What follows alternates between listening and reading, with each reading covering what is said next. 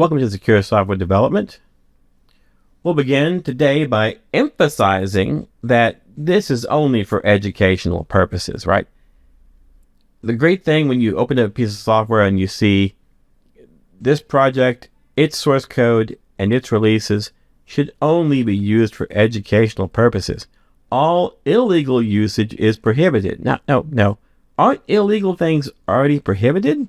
Okay, fine, whatever. You shall use this project at your own risk. Wow, what is this? The authors and developers are not responsible for any damage caused by your misuse of this project. We sold you the gun, but it's now yours and you're responsible for what you do with it. Your data is priceless. Think twice before you click any button or enter any commands. Well, that's not even a little bit ominous. If you found any security vulnerability, please do not open an issue. Whoa, don't open an issue. Immediately contact me via email. Wow, okay, what is this about? What's going on here? This is the disclaimer in front of SparkRat. So, what is SparkRat? It's a free, open source, web-based, cross-platform, and fully featured remote administration tool. And the A definitely stands for administration, not remote access, remote administration tool that allows you to control devices via a web browser interface from anywhere. That's great. So this is one of those little tools that if you put it on a computer, you can then remotely access that machine and do various stuff with it. What can you do with it? Well, there's a convenient list. You can kill processes, you can delete files, you can edit files, you can take screenshots, open a terminal, do all kinds of good stuff on that computer. And that's not even a little bit ominous. Works on Windows, works on Linux, works on Mac OS. Not all features are available in those last two, but most things are there. So that's delightful. It's free and open source, and you can go get the source code for it. There's a link to it. So, with that out of the way, let's take the next obvious turn, which is talking about passwords. Now, Alice would like to talk to Bob. She would like to maybe log into some resource provided by Bob, and to do that, Alice needs to send a password. But if Alice sends a password, Eve is going to see it. And that's not great. We don't want the eavesdropper, Eve, to see what Alice sends Bob. But we can't stop it, right? This is taking place on the public internet, or maybe on an intranet where Eve can get access. And so what do we do? Well, one thing that might happen is Alice, instead of sending a password, she could hash the password. She could produce a hash of it. Hashes are basically an attempt to create what we'll call a one-way function, a function whose inverse is either not computable or it is computationally intractable. So think what that means. Ideally, I can't compute the inverse. The inverse function doesn't exist. In reality, fine, it's probably going to exist, but it's computationally hard for me to invert it, so it's impractical. So Alice computes a hash of her password using an appropriate hashing function like maybe SHA-256, and she sends that hash to Bob. Now, if Bob already knows Alice's password, Bob can compute the same hash and compare the hashes and see that what Alice has sent is the correct hash given that password. And so he would then be convinced Alice probably knows the password. I'll let her in. Or maybe Bob doesn't know the password because ideally you don't store passwords anywhere. And so instead, Bob knows the hash. And so Bob just compares the hash to what he expects to get from Alice. They're the same. He's done. Great. So secure. Eve, the hash cannot be easily reversed by Eve, so she can't get the password. So we are perfect. It's great. This little protocol is part of Windows, and Paul Ashton reviewed it and provided some details about this protocol at the link you see there. Good stuff.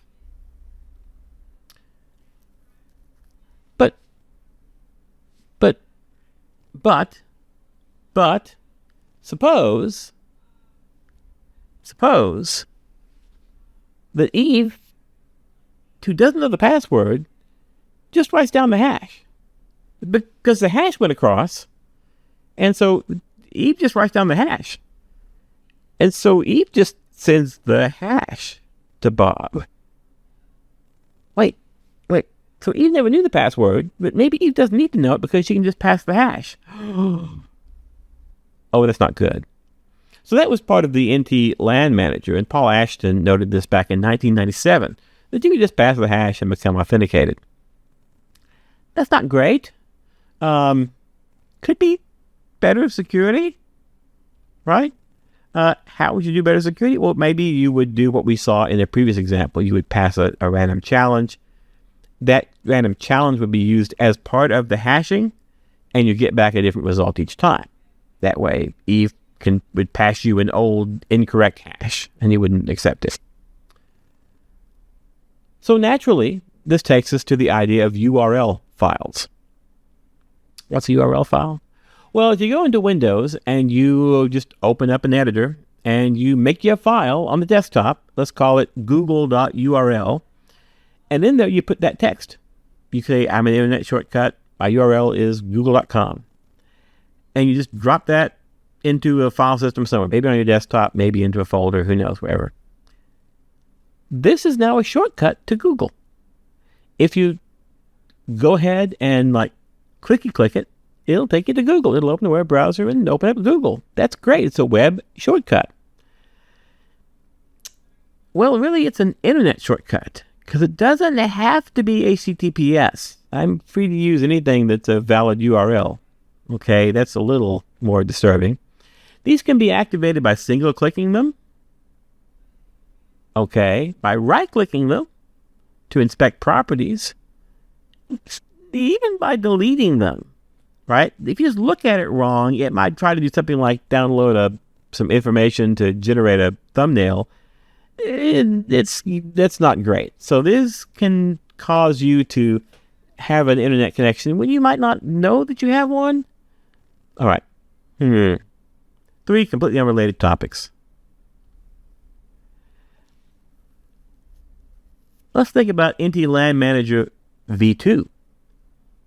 There was a recently disclosed vulnerability that allowed an attacker to steal the NT LAN Manager v2 hashes. And again, this is not Olympic level vulnerability. It's a 6.5. That wouldn't even get it into the semifinals in the Olympics. But still, this is interesting. So able to steal the hashes, and this is an NTLM version 2. And so now we put it all together. As best we can tell from Clear Sky's report, published this year, in November of this year, this is recent, this is what happened. An attacker compromised a Ukrainian academic server. Okay, great. A phishing email was sent out to victims by the attacker from the compromised server. So you get an email, it comes from a legitimate academic institution, and you're like, well, I know who that is. Here it is. The email contains a request for the renewal of an academic certificate through an attached link. It's like, hey, your certificate on this site's expiring. You should renew it. Okay, well, I should do that. A zip file containing a URL file is downloaded when the victim clicks the link. So you get a zip file, it's scanned, but all it contains is a URL file and maybe some other stuff. You're fine. That URL file is fine.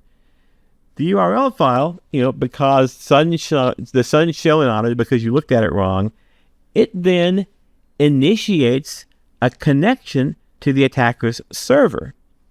And a malware file, specifically our old friend SparkRat, is downloaded from the attacker's server. Congratulations, you're now infected, and the attacker can now remotely connect, as the SparkRat thing said, through a browser from anywhere in the world and do what they want to do. Wow. Okay, so we took all of that and put it together. And this is often how these sorts of things happen, right? You nothing in itself, and everything in itself along the way was a little sketchy. When we combined them all, we were able to then completely exploit a system. If you want to read more about it, the Clear Sky report's over there, and you can read about this whole chain of events and how it unfolded this year in November. Implications? The usual one. All systems are vulnerable. They're all vulnerable. Established protocols can be slow to change, and they can become a source of vulnerabilities. NT-LAN manager, still pass the hash, still works. Why is that still a thing? URL files that just operate as a confused deputy behind your back and download stuff, that's not good. These are good things. Don't rely on a static secret, like a computed hash. Use a nonce. That's additional information that you would send. Assault, we used that before. We used assault added to the password to make it more secure, or some other technique to prevent replay attacks. Okay, remember, the adversary can see what you send, and if that's all they need, then they don't need anything else, by definition. So, there you go. With that out of the way, let's talk about AI. It's not Al. You thought it was Al. You thought it was about Al, but no, it's AI. Code generation. So, in class, I would ask who's used an AI to generate code, and everybody who's being honest would probably raise their hand. I certainly have. I think there's nothing wrong with that. I think it's fine. Again, I'm a big believer in tools. If there are tools, use the tools. But understand the limitations and the capabilities of those tools right before you use them. So let's go ahead and prompt an AI with, can you please write a C function that does the following? It accepts assault as its only argument, reads a password securely from standard input, hashes the password using the provided salt using SHA-256, destroys the password in memory, and returns the hash. The password should not be echoed as it is typed. Well, this sounds pretty good, I think. I think I pretty well covered the bases on this one. So I'm using a good hash function, SHA-256. I'm adding a salt, right? So you pass in a salt, which you might get from the remote side. It might send you a random string of garbage. Then you use that in addition to the password itself to create the hash. The remote site knows the salt, and it might know the password. Or if you have a two-stage hashing function like we saw before, you wouldn't necessarily even have to know that. There's a lot of tricks you can play with this. And so this seems pretty good. Let's see what we get back from the AI. And we get back this. Wow, that's a lot of code, isn't it? That's actually not very much code. This is not all of it, but this is the part that really matters. A bunch of include files up at the top. It even put in a comment for one of those, which I think is kind of neat. It gave us a special function, that first function there, secure erase. It gave us a function to securely erase memory. That's great. We've seen, though, in the past that those kinds of things can be erased by optimization. So what did it do here? It used volatile. It used volatile so that it would not be eliminated by the compiler. That's defensive programming against the compiler. It's a good little function. I like its little secure erase function. That's great. Only thing I might change about it is make it inline. Not sure. Think about it. Then here's our function to hash a password with a salt using SHA-256. So you see we pass in a const char pointer salt, and we're going to hand back an unsigned char star. I'm going to hand you back the hash. So look at that. Defensive programming right out of the bat. We check to see if salt is null. And if it is, we report an error and return null. That's great. That's great. That's checking my arguments, checking to be sure that I have met my domain requirements for this function. Read a password securely, so I go ahead and I use get pass, which I got from the standard Unix stuff up at the top. I prompt with get password, I get a password, and I pass it back to you as a char star. Get pass allocates the memory for me, so that's great. I check to see if I got a password. If I didn't, if I failed to read it, I write an error, and I'm done. Good, I'm checking the return value. So far, I'm liking what I see. Then I go and get the string length of salt. This is how many characters are in the salt that was passed in. I know it's not null, so it's fine to call Sterling on it, and I'll get back some value. Then I check the Sterling of password. Great, I know it's not null, so I'll get back some value. The combined length is the length of the salt plus the length of the password, and then I malloc that much plus 1. Why plus 1? A terminating null, right? If the salt is 4 characters plus terminating null, then the length is 4. If the password is 8 characters plus a terminating null, then the length is 8. Adding those two together, I get 12, but I want a terminating null, so I add 1 for the terminating null, and I save the result as combined. Do I check to see if combined is not null? I do. I check to make sure that memory allocation worked. And look at that. If memory allocation failed, I securely erase the password. That's great. Should I have done that earlier? No, I didn't have the password until just before, and if it was null, I exited. If it wasn't null, I would be here. So I'm fine. I securely erased the password. That's great. That's what I want. Then I do an SN printf. SN printf, right? S is for string, printing to a string and not to, I'm basically printing to memory and not to the terminal. The N means I'm going to tell you how many characters I'm going to print. That's good, right? That's good. That prevents me from overflowing a buffer. So I print into combined, which I know has the right number of characters, combined len plus 1, right? Because that's the whole thing plus the null terminator, %s, right? String, password, and then salt. So I put the salt on the end. Doesn't matter which way you do it, but that's fine. Then I perform hashing. So I go ahead and I allocate the correct size for a message digest, right? A hash produces something we call a message digest. It takes a long message or a short message, and it basically produces a string from that we call the digest. And it digests it and gives a result. And so we check to be sure that's not null. If it is null, I free combined. I have it, right? I free combined. I secure erase my password, and I return null. Looking good so far. So far, I'm feeling pretty good about this. Are you feeling good about this? Hopefully you're feeling good about this. Then I call SHA-256. I give it combined. Now, why am I casting it as an unsigned char pointer? What was combined? If I look up above, it was a char star. And then down below, I've cast it to an unsigned char star. It's just what they require. Just correcting the, there's not really much of a difference between signed and unsigned char stars, right? So I'm just correcting that there. Good. I give it the combined length, and I give it the hash. And that function, SHA-256, is going to read combined up to the length I give it, and it's going to modify hash, which holds the message digest, a data structure that holds that. It's going to modify it. So now I securely erase the password. I securely erase the combined data. That's good. I free combined, and I return the hash. So beautiful. So much beauty. Can you see anything wrong with this? So we're gonna pause. Feel free to pause here. Take a look at this. See if you can find problems with this code generated by the AI.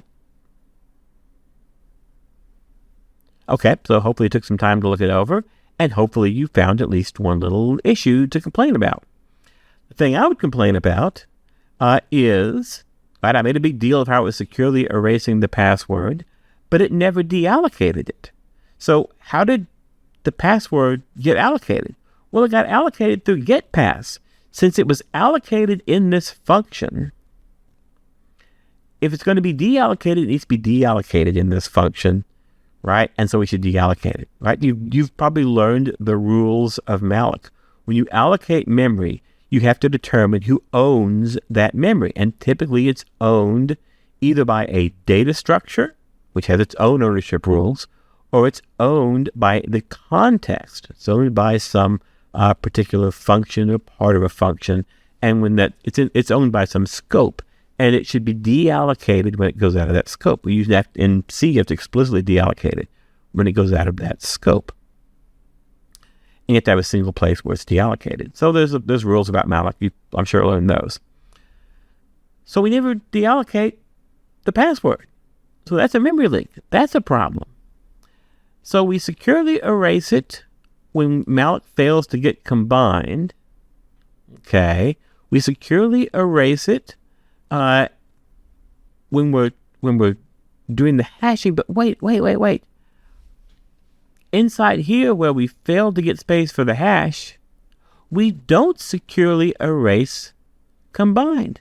But we've already created it up here, which means that we're going to leave the password in memory as part of combined. That's bad. So we should secure erase combined, and then we should free combined, and then we should free password. And we don't do that. We don't free password down here at the end either. Okay, so we found some things to complain about. Not perfect code, stuff that we can fix. Great.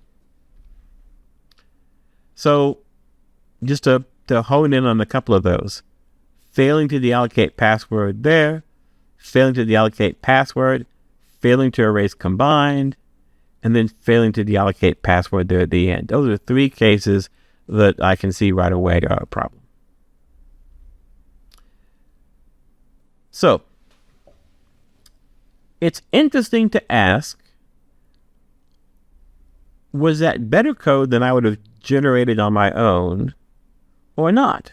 And the answer is somewhat complicated, but it's something we can study, right? Maybe on your own, you wouldn't have thought to put volatile in that little secure erase function. Great, the AI did. That's excellent.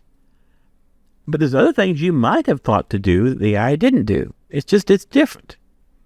So what does the science tell us? When we go out and we do experiments with this, what do we learn? Well, this study by Perry said in studies, and they took people and they had them write code, and they had them use AIs to write code. So you write code manually, or use AIs to write code, and then you're able to evaluate the code. The AI-generated code was less secure. But the developers thought it was more secure. Right? They saw stuff like that, use of virtual and other things in there, and they thought, this is good code, this is secure code. But it was overall less secure than what was being written by the people. More interaction and better queries definitely helped. Right? We found that participants who invested more in the creation of their queries to the AI assistant, right, providing helper functions, adjusting parameters, were more likely to eventually provide secure solutions. Right? It's not like you do it and then magic happens and you're done. It's an interaction. You have to work with the computer over time to arrive at something that's more secure. And maybe you take it and modify it offline, or maybe you modify your query to do something better. It's something that you have to learn. My son's been learning to get better at queries. He builds a lot of stuff in Roblox, little games and so forth. He's currently very invested in modeling certain battles in Roblox, and there's cool stuff that he does in there, and it requires Lua code to do it. And he typically has ChatGPT write him some Lua code. And sometimes he can, through this process, this chain of reasoning type process, get to what he wants. Other times he gets close, but he can't get that last little bit, and he's frustrated. So now what he's doing, I've seen him doing this, he's watching videos about how to code. So he's having to learn to code, not so he can write code from scratch, but so he can interact with the AI assistant to improve the code that it's giving him. And I think that's interesting. That's a different way to think about this. So over in the abstract for this paper by Perry, they say, we found the participants who had access to an AI assistant wrote significantly less secure code. Not just less secure code, significantly less secure code than those without access to an assistant. Participants with access to an AI assistant were also more likely to believe they wrote secure code. Okay, right. My code's good because the AI wrote it. This leads to overconfidence about security flaws in their code. So there's a lesson to be learned here, which is that the AI will help. And I'm not telling you don't use an AI. You absolutely should use tools. We are a tool-using species. We build tools, we use tools, and you absolutely should. But you have to be aware of the limitations of those tools. And security is one of the things that's not there yet. It's also very contextual. And the AI isn't going to know the full context of what you're building. So even if it can do a good job and always deallocate and always do other things, it may still get it wrong because it doesn't know the context of what you're building. Other studies have found interesting results. AI-generated code tends to have higher error rates than you might expect. So this paper, they studied a whole bunch of stuff. They looked at the latest versions of ChatGPT, I think that's 4.0, GitHub Copilot, Amazon Code Whisperer. And they looked at the correctness of code that they were generating, and they found out that ChatGPT hit about 65% correct, GitHub Copilot about 46% correct, and Amazon Code Whisperer was spent much too time whispering, 31% correct. The newer versions of Copilot and Amazon Code Whisperer showed improvement rates of 18% for GitHub and 7% for Amazon Code Whisperer. So they're getting better, but not like miraculously better. The average technical debt, I hope you all know what technical debt is, right? When you write code, you make decisions, and sometimes those decisions lead to additional work that has to be done elsewhere in the code. They constitute a debt, right? Something you'll have to pay back later because you made a decision here. That's code. That's a technical debt. Code smells, again, I hope this is a term that you're familiar with. It was found to be 8.9 minutes for ChatGPT, 9.1 minutes for GitHub Copilot, and 5.6 minutes for Amazon Code Whisperer. Additional work that's imposed by decisions the AI made. So, great. We had it generate some code. We looked at the code and found some issues. Let's see what we can do maybe with some of the tools we looked at last time. We looked at a few tools. Those tools dealt with C code. Let's apply those tools and see what we get. CPP check. When I run CPP check over the code the AI gave me, I get back no results. It doesn't flag anything.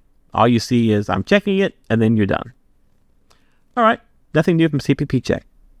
How about when I run Flaw Finder?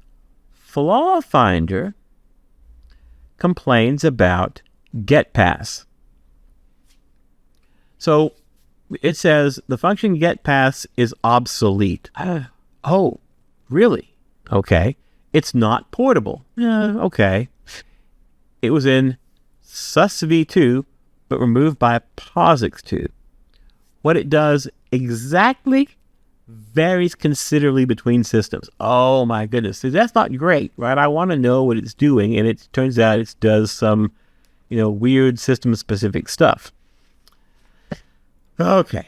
It depends. It changes based on where the prompt is displayed and where it gets its data. You get it from dev.tty, from statted whoever. In addition, some implementations overflow buffers. Oh, that's not great. It gives me a bunch of CWEs associated with getPass. All right, you've convinced me. I won't use getPass. It keeps going. Make the specific call to do exactly what you want. In other words, don't call getPass. Do the other stuff. Do the other things you want to do.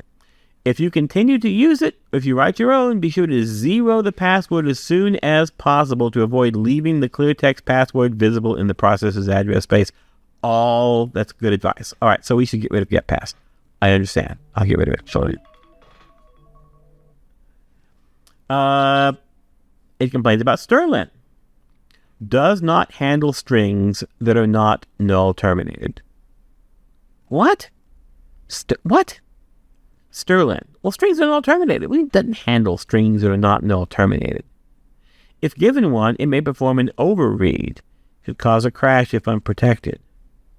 So if a string comes in and it isn't null terminated, oh yeah, that might be a problem. Or maybe the string is too long. And gives me a CWE for that as well. It complains about that twice. So you can avoid that problem by checking the length. So instead of just giving me an arbitrary length that comes back from Sterling, right, I check to see if it's greater than some maximum length. And if it is, we could report an error, we could truncate the string, do whatever, we could take some action, some defensive action around it. Well, that makes sense. Okay, this was something I hadn't thought of, but it seems like it's a good idea. All right, that's interesting. That's what flaw finder reports to me. How about sparse? Sparse, Linus Torvalds tool says, hey, you have a non-ANSI function declaration of the function main. Do I? If you go back and look, you'll see that it's this main open close paren without the arguments in there. You should have the arguments in there. Okay, all right, I understand. Warning, symbol secure erase was not declared. Should it be static?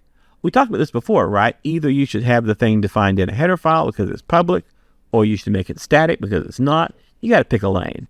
And both secure erase and hash password were neither declared nor made static. Pick a lane and go do that. All right, those are valid things, right? These two tools, flaw finder and sparse, gave me useful information that I should reflect back into the program.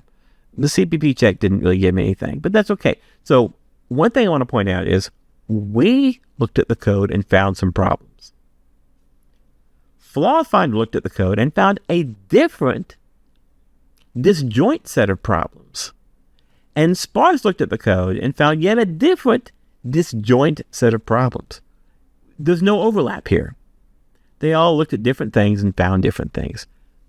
If you're going to use tools, again, you got to know the limitations of the tools. In this case, you have to run multiple tools and maybe look at the code yourself.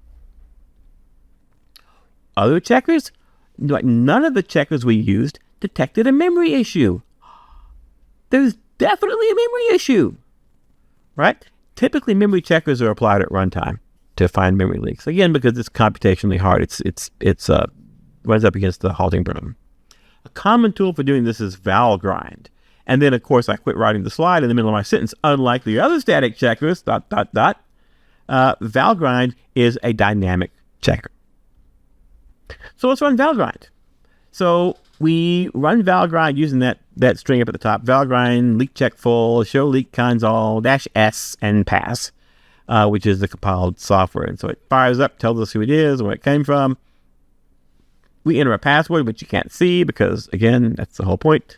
It gives us back the SHA-256 hash of the password using a static salt that I put in the main function.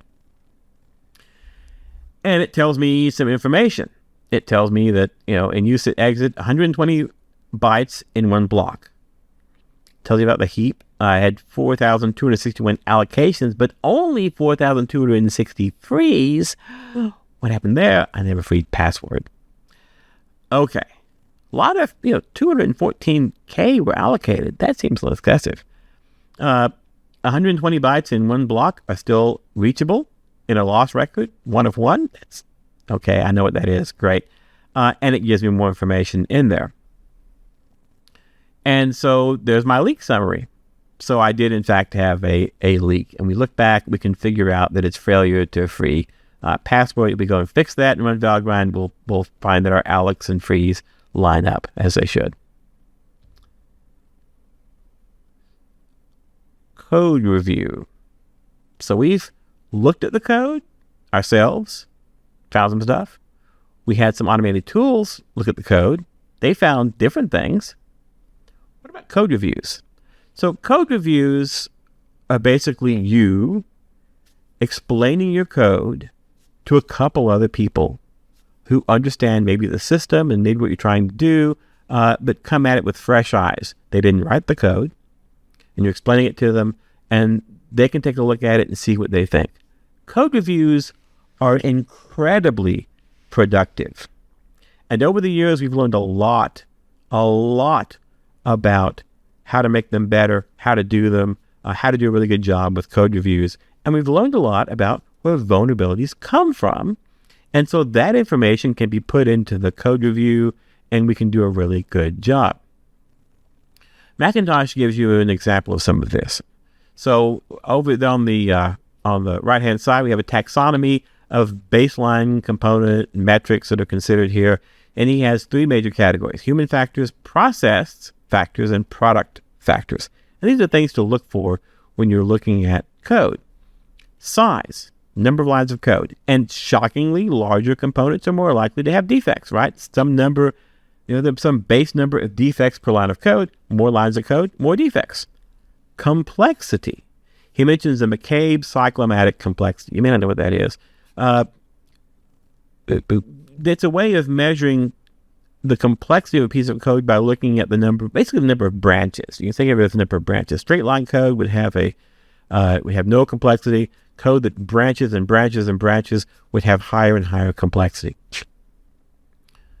Prior defects. The number of defects fixed prior to release is an indicator.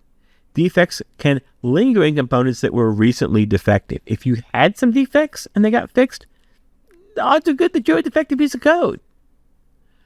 Churn, the sum of added and removed lines of code. If there's a lot of churn in a piece of code, things being removed and added and removed and added, defects are likely to crop up there. A change in entropy. It's a measure of the distribution of changes among files. Components where changes are spread among several files, right? So I made a change to this file and this file and this file and this file, all part of the same component. It's hard to get that all right. And so that's more likely to be defect prone. And it goes on down. Total authors, right? If you've got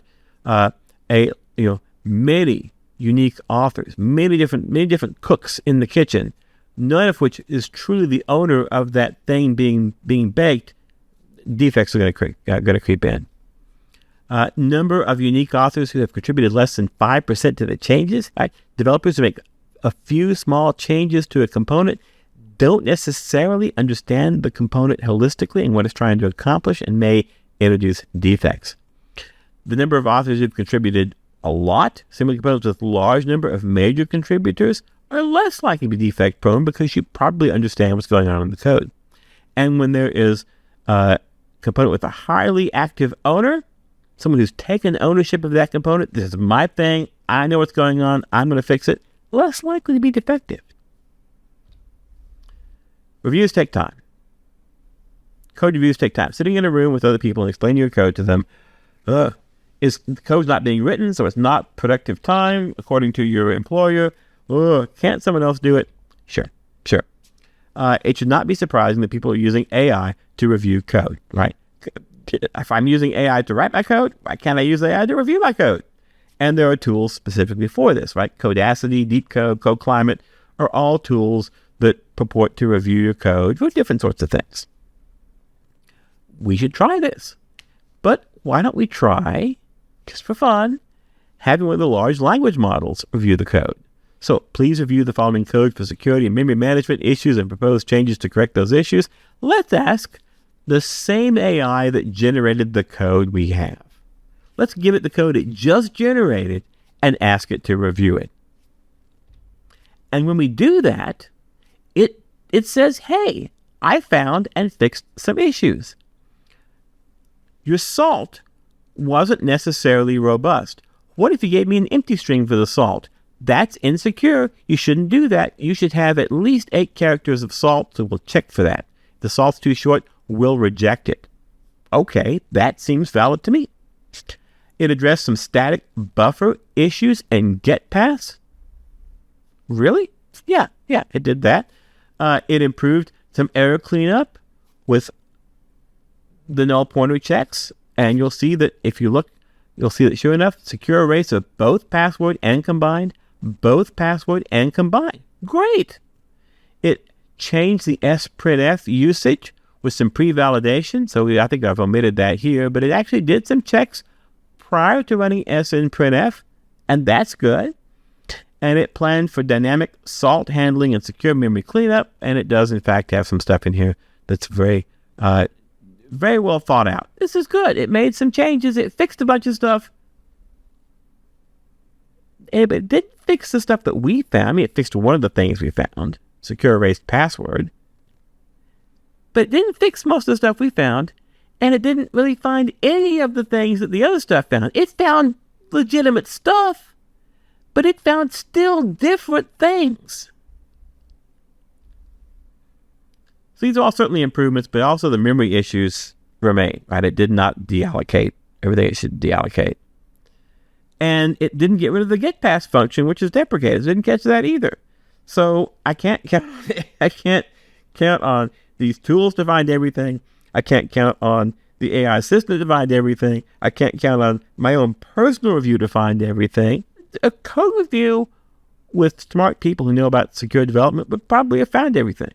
But that takes time and energy and effort, and maybe we're not super skilled at this. You get skilled at it over time. That's one of the great things about code review. You learn from each other, and it makes your future code better. It's all good stuff. Nothing wrong with code reviews. I highly recommend them. What are the implications? Well, AI-generated code is here to stay. It is too productive to ignore. You could spend 20 minutes figuring out how to use an API, trying to read documentation, looking for examples, trying to figure it out. Or you could just ask an AI, give me some code. Wow. I know what I'm doing, but you have to be aware that it's going to have problems.